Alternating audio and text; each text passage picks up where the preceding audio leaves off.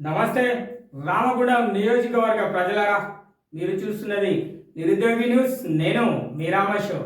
ఈరోజు నుండి మనం రామగుండం నియోజకవర్గమే కాదు, పెద్దపల్లి జిల్లా వార్తలను కూడా అందించే ప్రయత్నం చేస్తాను. మీరు ఎల్లవేళలా పెద్దపల్లి జిల్లా ప్రజలందరూ నాకు సహాయ సహకారాలు అందించాలి. మీతో పాటుగా నేనుంటాను. ఖచ్చితంగా ప్రజల సమస్యలను ప్రభుత్వం దృష్టికి తీసుకెళ్లే ప్రయత్నం చేద్దాము, అధికారుల దృష్టికి తీసుకెళ్లే ప్రయత్నం చేద్దాము. అంతేకాకుండా మన సమస్యలను పరిష్కార దిశగా వెళ్ళే ఒక చిన్న మార్గం అనే నేను చెప్తాను. ఈ మార్గంలో మీకు చెప్పేది ఏంటంటే, మీరు చూస్తున్న వార్తల కింద డిస్ప్లేలో నా నెంబర్ ఉంటుంది, మన ఛానల్ నెంబర్ ఉంటుంది. మన ఛానల్ నెంబర్కు మీరు అక్కడ ఉన్న సమస్యను వీడియో ద్వారా అందించవచ్చు. లేదంటే మీరు ఏదైనా సమస్య ఉంది రండి అన్న, నిరుద్యోగి అన్న అక్కడికి రండి అంటే నేను కూడా వచ్చి ఆ సమస్యను ప్రజల దృష్టికి అంటే అధికారుల దృష్టికి తీసుకెళ్లే ప్రయత్నం చేస్తా, స్థానిక ఎమ్మెల్యేల దృష్టికి తీసుకెళ్లే ప్రయత్నం చేస్తా. దాంట్లో మనందరం భాగమై మన యొక్క ప్రాంతాన్ని అభివృద్ధి చేసుకునే అందుకు ముందు అడుగు వేస్తున్నా. నాతో పాటు కూడా మీరందరూ అడుగులు వేయాలనేదే నా కోరిక. మీరందరూ ఎల్లవేళలా నాకు సహాయ సహకారాలు అందించాలి. ఇది ఇక మనం ఇవాళ పెద్దపల్లి జిల్లా వార్తల గురించి చూద్దాం. ఇవాళ ఒక్కటే పేపర్లో చూద్దాం, రేపటి నుంచి వెళ్ళి మిగతా ప్రధాన పత్రికలలో కూడా చూసే ప్రయత్నం చేద్దాము. ఇవాళ ఈనాడు పెద్దపల్లిలో జిల్లాల వార్తలు ఏమేమి రాసిరు, ఎటెట రాసిరో కూడా చూసే ప్రయత్నం చేద్దాము. మరి మెయిన్ హెడ్డింగ్ లో ప్రధాన సమస్యలు ఉంటాయి, వాటి గురించి మాట్లాడే ప్రయత్నం చేద్దా. ఈరోజు రేపటి నుంచి పూర్తి స్థాయి సమస్యల గురించి మాట్లాడుకుందాం. మరి ఇక ప్రశాంతంగా అధికారుల సంఘం ఎన్నికలు, సింగరేణి ఎన్నికలు, అధికారుల సంఘం ఎన్నికల పోలింగ్లు ప్రశాంతంగా సాగిందని చెప్పేసి చెప్తున్నారు. ఓటు వేసిన జిఎం శ్రీనివాస్, చింతల శ్రీనివాస్ మన రామగుండం అదే సింగరేణి రామగుండంలోని జిఎం షాపు చింతల శ్రీనివాస్ గారు ఓటేసిరట. అంటే ఈ ఓట్ల ఎవరి కోసం అంటే ఆ సింగరేణిలో ఉన్న అధికారుల కోసం. వాళ్ళు కూడా మొన్న మనకు కార్మికుల కోసం ఎలక్షన్లు అయినట్టే అధికారులకు కూడా ఓ యూనియన్ అనేది ఉండాలి, వాళ్ళు కూడా ఉండాలన్న పరిస్థితిలో వాళ్ళు పెట్టుకున్నారు, వాళ్ళు చేసుకున్నారు. దానికి అధ్యక్షుడిగా లక్ష్మీపతి గౌడ్ ఏర్పడారట. సింగరేణి అధికార సంఘం ఎన్నికల్లో అధ్యక్షుడిగా తాళ లక్ష్మీపతి గౌడ్ గెలుపొందారు. ఉదయం 9 గంటల నుంచి సాయంత్రం 5 గంటల వరకు జరిగిన ఈ ఓటింగ్ లో ములుగు పీకే ఓసీ1 డివైజిఎం గా పనిచేస్తున్న లక్ష్మీపతి గౌడ్ అధ్యక్షుడిగా ఎన్నికైనాడు. ప్రధాన కార్యదర్శిగా రామగుండం ఓసీ3 ఈ ఎస్ఈ పెద్ది నరసింహులు విజయం సాధించారు. ఉపాధ్యక్షులు ఓసీపీ5 అదనపు మేనేజర్ పొనుగోటి శ్రీనివాస్ విజయం సాధించారని చెప్పేసి చెప్తున్నారు. ఇక వాళ్ళ అధికారులు ఎలక్షన్లు పెట్టుకున్నారు, వాళ్ళు కూడా ఒక యూనియన్ ఉండాలి, వాళ్ళ తరఫున కూడా సమస్యలు ఉంటాయి, అవి మాట్లాడడం కోసము వాళ్ళు ఎలక్షన్లు పెట్టుకున్నారని చెప్పేసి చెప్తున్నారు. వాళ్ళు లక్ష్మీపతి గౌడ్ గెలిచిందట. మరి ఆ సార్ది ఎక్కడ అంటే ఇక సార్ది మనుగురు నుంచి వెళ్ళి గెలిచిందట. సార్ మనుగురు అట. పీకేఓసి డివైజిఎం గా పనిచేస్తున్నాడట సార్. ఆ స్థాయిలో పనిచేసే డివైజిఎం స్థాయిలో పనిచేసే సార్ అట. ఇక చూద్దాం, ఇక వాళ్ళకి అట్లున్నది. ఇక సమన్వయంతోనే పనిచేస్తే రాష్ట్రంలో అగ్రస్థానం ఎవరు చెప్పిరయ్యా? జిల్లా స్థాయి సమీక్షల మంత్రి శ్రీధర్ బాబు. మళ్ళా పెద్దపల్లి జిల్లాకు సంబంధించి మినిస్టర్ ఎవరు అంటే మంత్రి, మన జిల్లా మంత్రి, ఇన్ఛార్జ్ మంత్రి అని కూడా జిల్లా ఇన్ఛార్జ్ అని కూడా అనుకోవచ్చు. ఈసారి ఏం చెప్పిండు సమీక్షంలో, రాష్ట్రంలో అగ్రస్థానంలో ఉండాలంటే సమన్వయంతో పనిచేయాలి, అందరం కలిసి పనిచేయాలి. కలిసి పనిచేస్తే మనం ఖచ్చితంగా రాష్ట్రంలో అగ్రంలో ఉంటాం. మన జిల్లా అయినా ఏ జిల్లా అయినా కూడా కలిసి పనిచేస్తే మంచిగా ఉండదు. ఏమున్నది ప్రజలారా, మనం ఒక చిన్న ఉదాహరణ, ఇంట్లో 4 మగ పిల్లగాళ్ళు ఉన్నారు, 4 పనిచేసినప్పుడు ఆ యొక్క ఇల్లు చక్కగా నడుస్తుంది. అదే ఒక్కలే పనిచేసి మిగతా 3 ఉండేది ఉంటే నడవడం అనేది జరగదు. మరి ఇది కూడా సేమ్ పరిస్థితి అట్లనే ఉంటుంది అని చెప్పేసి సార్ చెప్తున్నాడు, శ్రీధర్బాబు సార్ చెప్తున్నాడు. ఇక ప్రజాప్రభుత్వంలో జిల్లాను రాష్ట్రంలో అగ్రగామిగా నిలిపేలా అధికారులు, ప్రజాప్రతినిధులు సమన్వయంతో పనిచేయాలని రాష్ట్ర ఐటీ పరిశ్రమల శాఖ మంత్రి దుద్దిల శ్రీధర్ బాబు గారు సూచించారు. సమీకృత పాలనా ప్రాంగణంలో అంటే కలెక్టర్ ఆఫీస్ లో సారి చెప్పిండట. మరి ప్రాంగణంలో ఆదివారం రోజు ఈ జిల్లా స్థాయి అధికారులతో సమావేశం జరిగింది. ధర్మపూర్ ఎమ్మెల్యే ప్రభుత్వ విప్ అడ్డూరు లక్ష్మణ్ అన్న, పెద్దపల్లి రామగుండం ఎమ్మెల్యేలు పెద్దపల్లి ఎమ్మెల్యే విజయరమణారావు, రామగుండం ఎమ్మెల్యే మక్కం సింగులు కూడా హాజరయ్యారు. ఈ సందర్భంగా మంత్రి మాట్లాడుతూ అవసరమైన చోట్ల ఎత్తిపోతల పథకం నిర్మాణానికి ప్రతిపాదనలు రూపొందించాలని కూడా సూచించాడు. పెద్దపల్లి, మంత్రి పట్టణాల్లో సమీకృత ఆర్డీఓ భవనాల నిర్మాణానికి స్థల సేకరణ జరపాలని కలెక్టర్ను సూచించారట. ఇక మంత్రిల మంతినిలా 100 పడకల ఆసుపత్రి ఏర్పాటుకు చర్యలు చేపడతామని కూడా జిల్లా అధికారుల సిబ్బంది ఆహ్లాదం కోసం రిక్రియేషన్ క్లబ్ ఏర్పాటును కూడా ప్రణాళికలో రూపొందించాలన్నారట. మంతిని, గుంజపడుగు, వెంకటాపూర్లోని గురుకుల పాఠశాలను గోదావరిఖనిలో నిర్వహిస్తున్నారని, ఇకపైన సమీకృత విద్యాలయాలను నిర్వహించడం ద్వారా మంతిని ఎడ్యుకేషన్ హబ్గా మార్చాలన్నారు. రామగుండంలో రిజిస్ట్రేషన్ కార్యాలయం ఏర్పాటుకు స్థలం సేకరించాలని అన్నారు.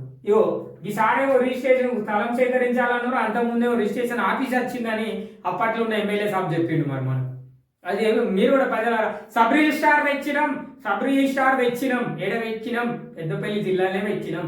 ఇప్పటి వరకు జిల్లా హెడ్ క్వార్టర్లోనే ఉన్నది, రామగుండంకు రాలే. రామగుండం ప్రజలారా ఇది కూడా గుర్తుంచుకోరు. ఇక సార్ ఏం చెప్తాడు, రామగుండం రిజిస్ట్రేషన్ కార్యాలయం ఏర్పాటుకు స్థలం సేకరణ చేయాలి. సార్ స్థలాన్ని సేకరించే బదులు ముందు దాన్ని తీసుకొచ్చి మన గోదావరిఖని పట్టణంలోని ప్రధాన చౌరస్తాలో మున్సిపల్ భవన సముదాయం ఏది షాపింగ్ కాంప్లెక్స్ ఉన్నది, అది పెద్ద ఉన్నది, 100 రూములు ఏమో ఉన్నాయి. దాంట్లో ఏమైనా ప్రయత్నం చేయండి, ప్రజలకు కొంచెం అందుబాటులో ఉంటుంది. తర్వాత మీరు భవనం కడుతురు, తర్వాత దాని స్థలం సేకరణ చేస్తురు. సారు మన జిల్లా మంత్రి సారు శ్రీధర్బాబు సార్ మీకు చెప్పేది మా నిరుద్యోగి న్యూస్ ఛానల్ ద్వారా ఇది ఒక చిన్న విన్నపం. ఆడ భవనం వృధాగా ఉంది, ఒకసారి దానిపైన మీరు దృష్టి పెట్టండి, మీ ఆలోచన దానిపైన ఒకసారి పెట్టండి, ఎలా ఉంటుందో కూడా ఆలోచన చేయరు. ఈ విషయాన్ని మేము మీ దృష్టికి మా ఛానల్ ద్వారా తీసుకొచ్చే ప్రయత్నం చేస్తాం సార్. ఖచ్చితంగా ఆ భవనం గురించి కానీ లేదంటే ఇతరత్ర వాటి గురించి కానీ మీకు రిప్రజెంటేషన్ ఇచ్చే అవకాశం మాకు దొరికితే మేము ఖచ్చితంగా ఇచ్చే ప్రయత్నం చేద్దాం సార్. ఇక ఎమ్మెల్యేలు ఏమన్నారట అంటే, ధర్మారం మండలం నరసింగాపూర్ కీలవనపర్తి గ్రామాల్లో సుమారు 600 ఎకరాల ప్రభుత్వ భూమి అధికారులు సర్వే జరిపి పేదలకు పంపిణీ చేయాలని ప్రభుత్వ అడ్డూరు లక్ష్మణ్ చెప్పారు. లక్ష్మణ్ ఏం చెప్పిండంటే, ధర్మారంలో ధరంపూర్ ఎమ్మెల్యే సాబ్ ఏం చెప్పిండు, అక్కడ 600 ఎకరాల ప్రభుత్వ భూమి ఉందట, సర్వే జరిపేసి ప్రజలకు పంపిణీ చేయరు అని చెప్పేసి చెప్తున్నాడట. ఇక ఇంకేమున్నది, వాళ్ళ ఆయకట్ట స్థిరీకరణ కోసం సమగ్ర ప్రాజెక్టు DIT3 DIT6 నివేదిక అట్లాంటివి ఉన్నాయని చెప్పేసి ఎమ్మెల్యే పెద్దపల్లి ఎమ్మెల్యే విజయరామరావు కోరిండు. పత్తిపాక నరసింహారావు రిజర్వాయర్ల ఏర్పాటుకు చర్యలు తీసుకోవాలని చెప్పేసి సార్ చెప్పిండట. ఇక గతంలో 1500 కోట్ల మేరకు DMFT CSR నిధులు ఇతర జిల్లాలకు వెళ్ళాయని నేను ఇంతకుముందు చెప్పిన, మన జిల్లాలో కాకుండా పక్క జిల్లాల, మన రాష్ట్రంలో కాకుండా ప్రజలారా వేరే రాష్ట్రంలో మన పైసలు తీసుకుపోయి ఖర్చులు పెట్టారు. ఇక్కడ కూడా ఒక ఎమ్మెల్యే సాబ్ చెప్తున్నాడు, ఏది DMFT CSR నిధులను ఇతర జిల్లాలకు వెళ్ళాయని, ఇకపైన రామగుండానికే సింహభాగం కేటాయించాలని ఎమ్మెల్యే మక్కాన్ సింగ్ రాజ్ ఠాకూర్ కోరారు. ఇక బండ్లవాగు ప్రాజెక్టు పూర్తి చేస్తే పాలకుర్తి రామగుండం మండలాల్లో 45,000 ఎకరాల మేరకు సాగునీటి లభ్యత ఉంటుందని చెప్పిరట. ఎవరు మన ఎమ్మెల్యే రామగుండం ఎమ్మెల్యే మక్కాన్ సింగ్ చెప్పారు. కలెక్టర్ ముజామిల్ ఖాన్ కు సిపి రెమా రాజేశ్వరి, అదనపు కలెక్టర్లు అరుణశ్రీ మేడం, తర్వాత శ్యామ్ ప్రసాద్ లాల్ సారు, సంబంధిత అధికారులు పాల్గొన్నారు. ఇక ఇక్కడ సార్ ఏం చెప్పిండ అంటే, మంతిల్లా 100 పడకల ఆసుపత్రి ఏర్పాటు చేయాలని చెప్పేసి ఎవరు మన జిల్లా ఇన్ఛార్జ్ మినిస్టర్ శ్రీధర్బాబు సార్ చెప్పిండు. అది వాళ్ళ నియోజకవర్గం. ఇక మన ధర్మవరం ఎమ్మెల్యే సార్ మన ధరంపూర్ ఎమ్మెల్యే సార్ ఏం చెప్పిండంటే, ఇక నరసింగాపూర్ వనపర్తిలో 600 ఎకరాల భూమి ఉన్నదట, మరి ఆ భూమిని ప్రజలకు వంచాలి, మీరు దాని మీద దృష్టి పెట్టురు అధికారులారా అని చెప్పేసి అడ్డూరు లచ్చన్న చెప్పిందట. ఇక మరి మీరు అనుకోవచ్చు, లచ్చన్న అంటే మేము గోదావరిఖని ప్రాంతంలో, మాకు గోదావరిఖని బిడ్డ కాబట్టి మేము అట్లనే పిలిచి ఉండేది, అందుకనే ఆయన అట్లా పిలుస్తున్నాము. ఇక పెద్దపల్లి నియోజకవర్గంలో ఉన్న సమస్య ఏంటంటే, DIT3 DIT6 ఆయకట్టలు అంటే ఎక్కడంటే పత్తిపాక నరసింహారావు రిజర్వాయర్కు ఏర్పాటు చర్యలు తీసుకోవాలని చెప్పేసి DPR కు చెప్పింది ఎవరు, మన పెద్దపల్లి ఎమ్మెల్యే విజయరామన్ అన్న. ఆ అన్న కూడా మంచి ముచ్చట, రైతులకు నీళ్ళు అందాలి, అన్ని స్థాయిలు అందాలని చెప్పేసి చెప్తున్నాడు. ఇక మన ఎమ్మెల్యే రామగుండం నియోజకవర్గం ఎమ్మెల్యే, మరి మళ్ళీ ఇంట్లో మీకు డౌట్లు, మన ఎమ్మెల్యే అంటే నేను స్థానికంగా రామగుండం కాబట్టి గోదావరిఖని పట్టణం కాబట్టి నేను మన ఎమ్మెల్యే అని చెప్పేసిన. ఇక్కడ సార్ చెప్పేది ఏంటంటే, మక్కన్ సింగ్ అన్న చెప్పింది ఏంటంటే, DMFT CSR నిధులు అట పక్క జిల్లాలకు పోయినాయి అని చెప్పేసి సార్ చెప్తున్నాడు, అన్న చెప్తున్నాడు. మరి నిజమే అన్న చెప్పేది కూడా. నేను ఇంతకుముందు ప్రధాన పత్రికలు చదివినప్పుడు, రాష్ట్ర స్థాయిలో వార్తలు చదివినప్పుడు, మన రాష్ట్రానికి సంబంధించిన సమస్యలు ఉండగా పక్క రాష్ట్రంలో పోయి మన బడ్జెట్ను కేటాయించడం, మన రాష్ట్రంలో మన ప్రాంతంలో ఉన్న సమస్యను వదిలిపెట్టి పక్క రాష్ట్రంలో ఉన్న వారిని వారి సమస్యలను తీర్చడం. అంటే మనకు సమస్యలు లేవా అంటే చాలా మేరకు సమస్యలు ఉన్నా కూడా అప్పుడున్న అధికారులు పట్టించుకోలేదు. ఇది నేను దీనికి ఉదాహరణ ఏంటంటే సింగరేణి అనేది మనకు దగ్గరలో పెద్దపల్లి జిల్లాకు ఉంది, ఇటు భూపాలపల్లి జయశంకర్ జిల్లాలో ఉంది, ఇటు మంచిర్యాల జిల్లాలో ఉంది. మరి ఈ జిల్లాలో అభివృద్ధి జరగాలి కానీ వీటిని తీసుకుపోయి సిద్దిపేట జిల్లా, వీటిని తీసుకుపోయి సిరిసిల్ల జిల్లా, వీటిని తీసుకుపోయి ఎక్కడో పెట్టుడు, ఇవన్నీ చేసుడు పద్ధతి కాకుండా అవన్నీ ఆ నిధులన్నీ మన దగ్గర పెట్టేది ఉంటే మన ఈ జిల్లాలో అంటే మన దగ్గర ఉన్న జిల్లాలు అభివృద్ధి జరిగాయి. ఇది చేయాలి కానీ ఏందో చేసారు అప్పటి నాయకులు, వాళ్ళ ఆలోచన ఎట్లుండదో కూడా వాళ్ళకే తెలియాలి. ఇక ఏదైనా వసతులు లేక ఇబ్బందులు, ప్రయోగాలు మొక్కుబడి కానీ ప్రభుత్వ జూనియర్ కళాశాలలో వసతుల కొరత. ఎక్కడన్నా పెద్దపల్లి జిల్లాల ఉన్న ప్రభుత్వ వసతులు అట ప్రభుత్వ జూనియర్ కాలేజీలో వసతుల కొరత, ప్రయోగ పాఠశాలలు విద్యార్థులకు బుర్రెక్కడం లేదు. ఇంటర్మీడియట్ ద్వితీయ సంవత్సరం విద్యార్థులకు వచ్చే నెల 1 నుంచి 15 వరకు విడతల వారీగా ప్రయోగ పరీక్షలు నిర్వహిస్తుండగా ఈసారి కూడా ఇబ్బందులు తప్పేలా లేవు అని చెప్పేసి చెప్తున్నారు. జిల్లాలో 14 ప్రభుత్వ 31 గురుకుల కళాశాలలు ఉన్నాయని, ప్రతి కళాశాలలో వృక్ష, జంతు, భౌతిక, రసాయన శాస్త్రాలకు సంబంధించిన వేరువేరుగా ప్రయోగాలు ఉండాలి. అయితే చాలా చోట్ల అందుబాటులో లేక తరగతి గదిలోనే రసాయనిక పదార్థాలు, పరికరాలను సర్దుబాటు చేసుకుంటారు అని చెప్పేసి ఈ పిల్లల పోరాటాల పరిస్థితులను జర చూడు.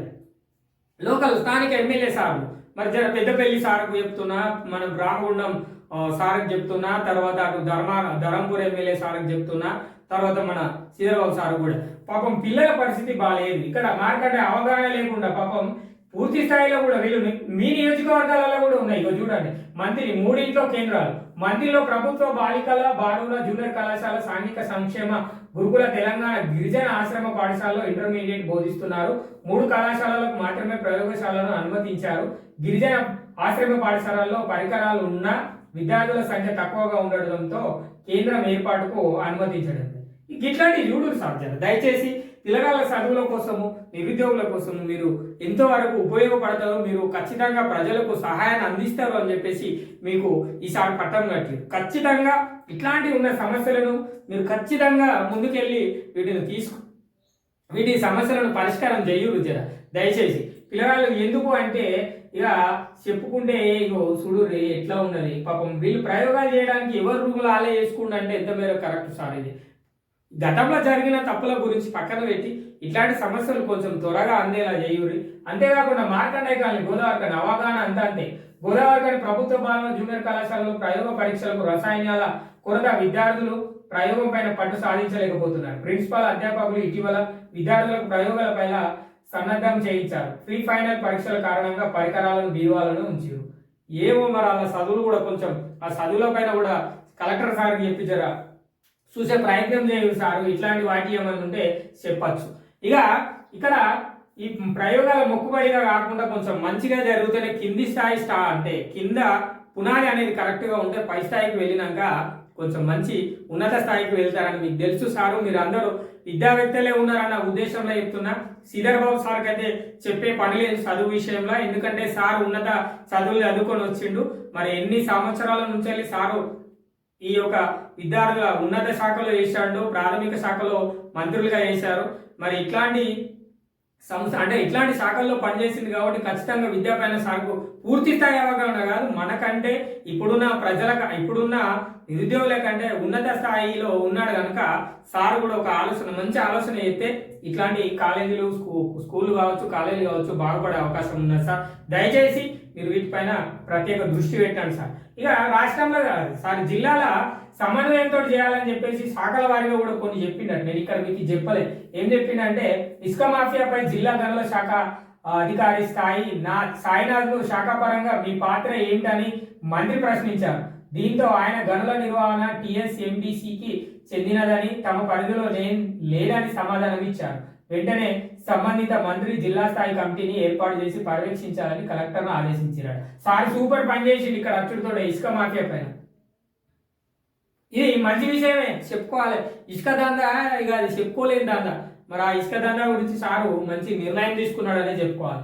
ఇక రామగుండంలో గంజాయి దందా పెరిగిందని చెప్పేసి ఈ విషయం పైన సిపి రాజేశ్వరికి పలుమార్లు ఫోన్ చేసి తెలియజేశామని ఎమ్మెల్యే మక్కన్ సింగ్ ప్రస్తావించగా, తమ సిబ్బందితో నిఘా ముమ్మరం చేసి నియంత్రిస్తున్నట్లు ఆమె తెలిపారట.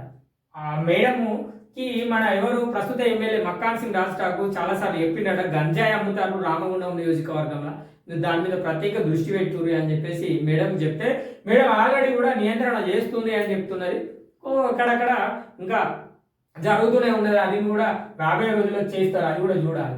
ఇక వేసవిలో ఎద్దడి నివారణకు మిషన్ భగీరథ నీటి సరఫరా తీరుపై నివేదికలు రూపొందించి పంపిణీ చర్యలు తీసుకోవాలని ఈఈ గ్రేడ్ పున్నం చంద్రను ఆదేశించారు. నీటి సమస్యలు లేకుండా, సరఫరా లేకుండా తాగునీటి సమస్యలు అన్ని అందించాలి వేసవికాలం అని చెప్పేసి, అంటే రాబోయేది వేసవికాలం కనుక ఆ విషయం చెప్తున్నారు. ఇక ఇలా క్షేత్రస్థాయిలో బలోపేతమే లక్ష్యం. ఎవరు మరి వర్గాలకు అతీతంగా కార్యకర్తలందరూ కలిసికట్టుగా పనిచేస్తేనే రాబోయే రోజుల్లో లోక్సభ ఎన్నికల్లో విజయం సాధించబోదామని భాజపా జిల్లా అధ్యక్షుడు సునీల్ రెడ్డి చెప్పిండంట. పెద్దపల్లి జిల్లా అధ్యక్షుడిగా నియమితులైన సునీల్ సందర్భంగా జిల్లా కేంద్రంలో పార్టీ కార్యకర్తలతో ఏర్పాటు చేసిన సమావేశంలో ఆయన మాట్లాడి, లోక్సభ స్థానంలో పార్టీ అభ్యర్థి గెలుపునకు క్షేత్రస్థాయిలో పనిచేస్తామని చెప్పేసి బలోపేతం కృషి చేయాలని చెప్పేసి చెప్పిరట. వర్గ విభేదాలు ఏం పెట్టకుండా, అంటే లొల్లీలు పెట్టుకోకూరి, మన అందరం కలిసి పనిచేసి మనం బీజేపీ ఎంపీని గెలిపించుకుందామని ఎవరు సునీల్ రెడ్డి సార్ చెప్తున్నాడు. సార్ ఈ మధ్యలో బీజేపీకి జిల్లా ప్రెసిడెంట్గా ఎంపికయ్యారు. ఇది ముచ్చట. ఇక ఓదెల మల్లన్న ఆలయంలో భక్తుల రద్దీ.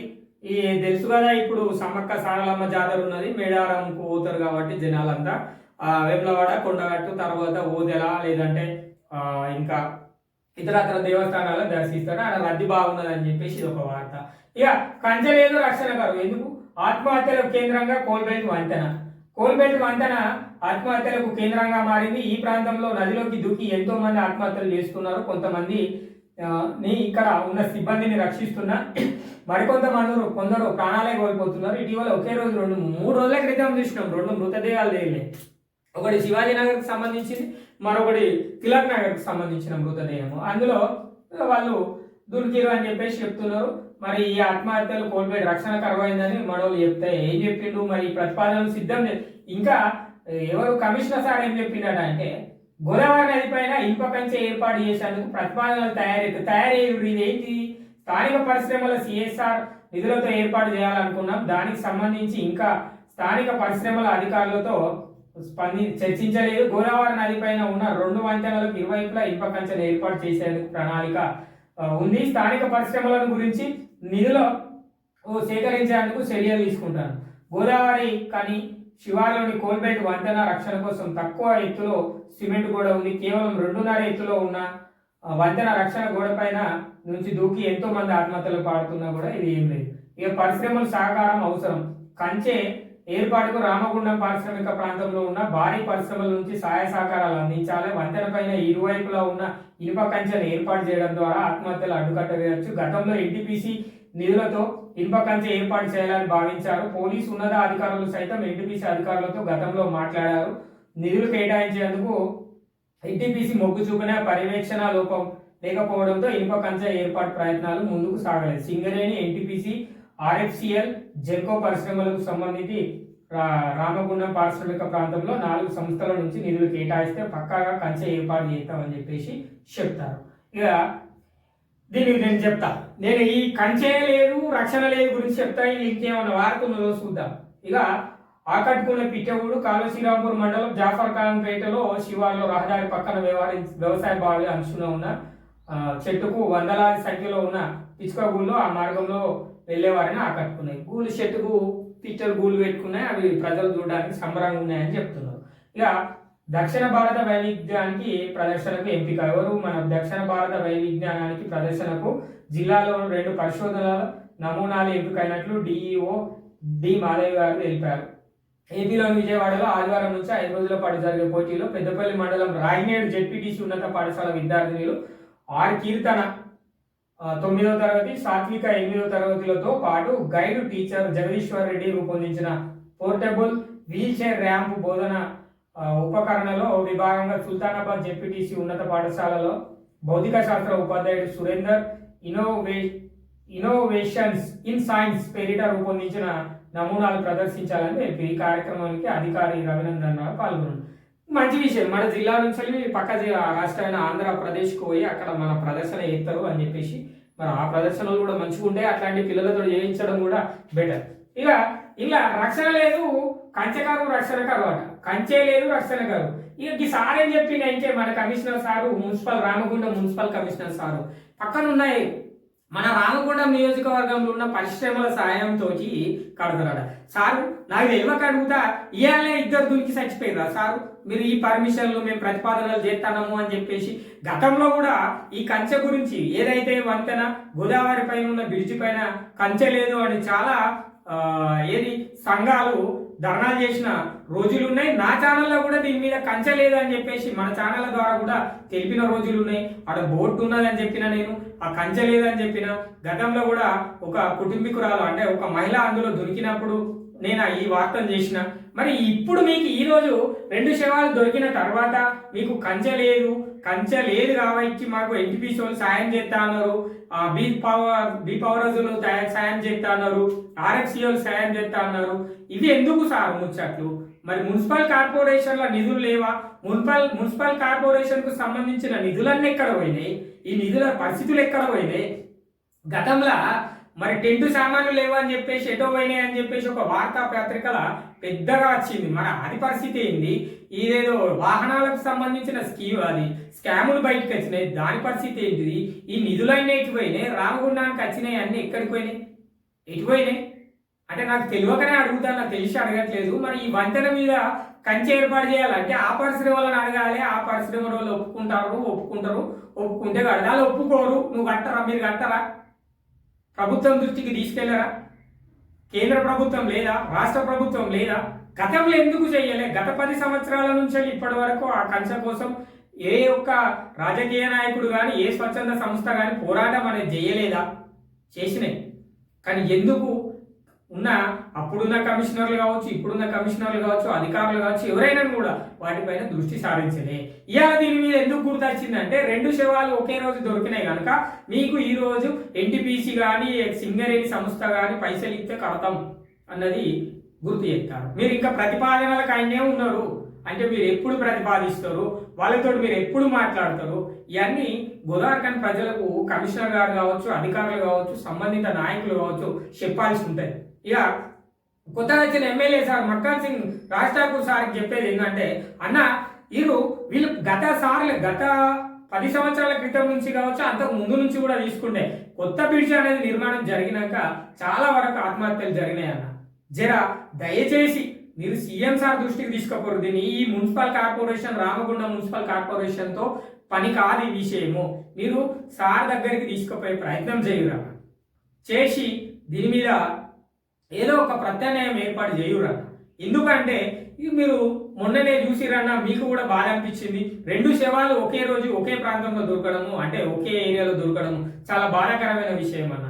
వాళ్ళకి ఏ సమస్య ఉన్నా కూడా వాళ్ళ కుటుంబ సమస్యలు కావచ్చు, ఇతరత్ర సమస్యలతో రావడము, క్షణికావేశంలో తీసుకుంటున్న నిర్ణయాల వల్ల వాళ్ళు చనిపోతున్నారు. మనం కంచెలు కనుక ఏర్పాటు చేసేది ఉంటే వాళ్ళు దొరికే పరిస్థితి ఉండదు. మరి వాళ్ళ కిందికి దిగి వెళ్ళేటప్పుడు ఎవరో ఒకరు చూసే ప్రయత్నం కూడా ఉంటుంది. మరి దయచేసి మీరు ఏర్పాటు చేసే విషయంలో మీరు ఇట్లాంటి విషయాలు చెప్పడము చాలా తప్పు, పొరపాటు ముచ్చటే. ఏంది వాళ్ళు సహాయ సహకారాలు అందిస్తే మేము మీరు ఏం ప్రతిపాదనలు ఇంకెన్ని రోజులు ప్రతిపాదనలు చేస్తారు? ఇది నిరుద్యోగ న్యూస్ ఛానల్ ద్వారా అడిగే ప్రయత్నం ఏది? ఖచ్చితంగా అడుగుతాం. రాబోయే రోజులు కానీ ప్రతిరోజు నేను మున్సిపల్ శాఖను అడుగుతూనే ఉంటా. కంచె లేదు, రక్షణ లేదు, కంచె లేదు, రక్షణకు ఎందుకు లేదు, ఇక్కడ కంచె లేదు, ఎటుపోయింది, దీని మీద నేను ప్రోగ్రామ్ చేస్తా. నేను ఈ 2-3 రోజులలో దీని మీద మాట్లాడే ప్రయత్నం చేస్తా. ఖచ్చితంగా ఎమ్మెల్యే గారిని కలిసే ప్రయత్నం కూడా చేస్తా. ఎందుకు లేదన్న కంచె? మరి ఎన్టీపీసీ వాళ్ళని కలిస్తేనే మనం కంచె ఎత్తారా, లేకపోతే సింగరేణి వాళ్ళు పైసలు ఇస్తేనే కంచె ఏర్పాటు చేస్తారా, లేకపోతే మున్సిపల్ శాఖ దీన్ని ఏర్పాటు చేసే ప్రయత్నం చేయదా అన్న విషయాన్ని నేను మాట్లాడతాను. అన్నతో ఎవరైతే ఎమ్మెల్యే గారు ఉన్నారో వారితో మాట్లాడే ప్రయత్నం చేస్తా. మరి ప్రతిపక్ష నాయకులు కూడా అడుగుతా, గతంలో మీరు ఎమ్మెల్యేగా పనిచేసిర్రు, అక్కడ కంచె ఏర్పాటు చేస్తామని చెప్పిర్రు, ఎందుకు చేయలే? అప్పుడు ఎందుకు పైసలు లేవా మున్సిపల్ కార్పొరేషన్లా? పైసలు మరి వచ్చిన పైసలన్నీ ఎక్కడికి పోయినాయి, ఎటు పోయినాయి, ఏం ఖర్చు చేసిర్రు, ఎట్లా ఖర్చు చేసిర్రు అనేది ఒక శ్వేతపత్రం రిలీజ్ చేయండి. ఖచ్చితంగా ప్రజలందరికీ తెలుస్తుంది. అందుకే మేము కట్టలేదు కంచె, కొత్త కంచె మేము ఇప్పుడు ఏర్పాటు చేస్తాం వీళ్ళ సాయంతో అని చెప్పండి. అగ్రీ అంటే ఖచ్చితంగా మేము అంగీకరిస్తాం ప్రజలు. ప్రజలందరం అంగీకరిస్తాం. ఇది రామగుండం నియోజకవర్గ ప్రజలారా, మనం చూస్తున్నాం కదా ఇట్లాంటి సమస్యలు ఎన్నో ఉన్నాయి మన నియోజకవర్గంలో కావచ్చు, మన పెద్దపల్లి జిల్లాలో కావచ్చు. ఖచ్చితంగా ప్రజలకు, స్థానిక నాయకులకు, అధికారులకు ఇలాంటి సమస్యలను దృష్టి తీసుకువెళ్ళడమే మన నిరుద్యోగి న్యూస్ ఛానల్ యొక్క ముఖ్య ఉద్దేశము. మనం ఏ పార్టీకి సంబంధించి కానీ ఏ పార్టీకి వాళ్ళు చేయలేదని కాదు సమస్య.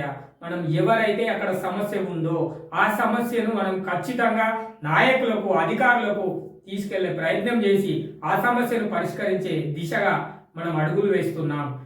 దీనికోసమే మీరందరూ నాతో పాటు అడుగులు వేయాలని నేను కోరుకుంటున్నాను. ఇది ఈరోజు పెద్దపల్లి జిల్లా వార్తలు.